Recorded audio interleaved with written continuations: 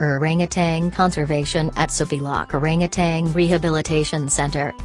In the land below the wind, Agnes Keith wrote of the Bornean orangutans that used to visit her garden in order to eat fruit from the trees. The book was written in the 1930s, when the country was still covered in primary rainforest, thick and unexplored, providing habitat for a wealth of wildlife. Orangutan facts.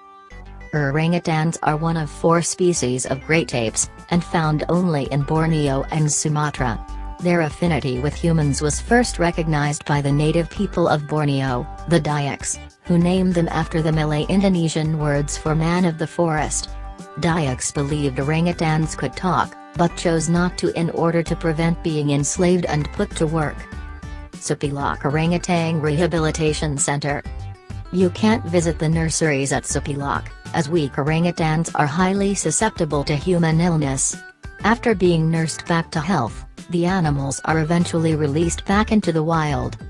The center includes 43 square kilometers of protected rainforest that is surrounded by palm oil plantations.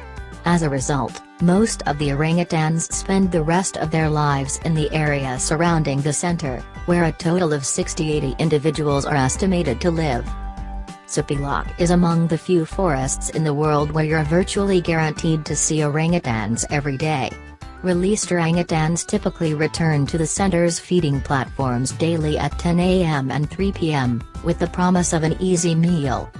One of Sepilok's rangers told us that, in his 20-year career, not a single day has gone past without at least one orangutan turning up there. Sepilok Orangutan Rehabilitation Center tours. The feeding platform at Sepilok is reached via a short walk through the forest. When we arrived for our visit one muggy summer afternoon, dozens of eyes were scanning the trees and the ropes connecting the feeding area to the forest. A ranger arrived and placed buckets of fruit and sugar cane around the platform. First, we heard a muffled noise. Then the ropes started to wobble, and an orangutan covered in shaggy orange-brown fur descended from the rope towards the bucket, right on schedule. Everyone watched in utter silence as this decided human-like creature peeled a banana and ate it, just as many of us do every day. A few minutes later, another orangutan arrived. This one was smaller and scruffier, with a shock of hair covering his face. A teenager, I thought. Some long-tailed macaques scurried back and forth in hopes that they'd be getting a meal, too.